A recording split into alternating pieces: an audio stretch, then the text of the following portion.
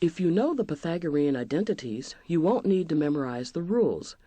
We use sine because its Pythagorean identity has 1 minus something squared. Cosine would do also. You may use whichever you wish for such a problem.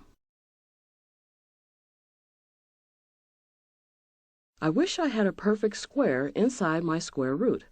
That wish is nicely fulfilled by the Pythagorean identity if we substitute cosine squared u for 1 minus sine squared u. Reduce expressions to their simplest form. Sines and cosines are often preferred, but here the form is nicely reduced to a single tangent function. If this was a calculus problem, the answer in the form of tangent of u is the desired form. However, sometimes you'll see the answers written using inverse trig functions.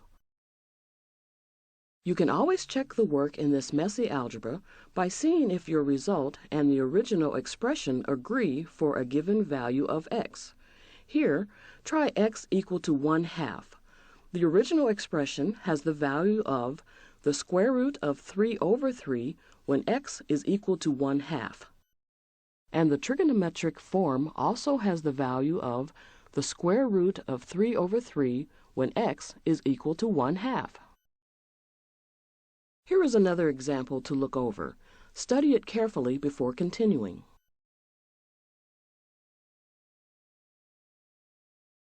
If you know the Pythagorean identities well, there is no need to memorize the rules. Tangent is used here because its Pythagorean identity is the only one that has 1 plus something squared. The 2 is needed here so that after it is squared, it will match the 4.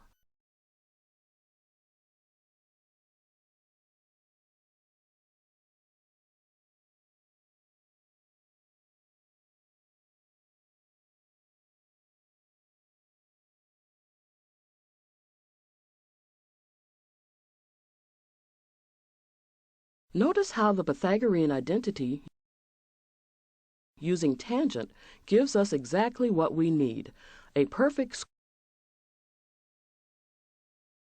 square inside a radical. It's best to reduce your answer to simplest form. Simplifying to sines and cosines is often preferred.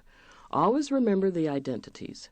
Here we use the basic identity that secant and cosine are reciprocals of each other. In a calculus problem, we'd like the answer in the form of cosine u. However, sometimes you will see answers written using inverse trig functions. Here's another example.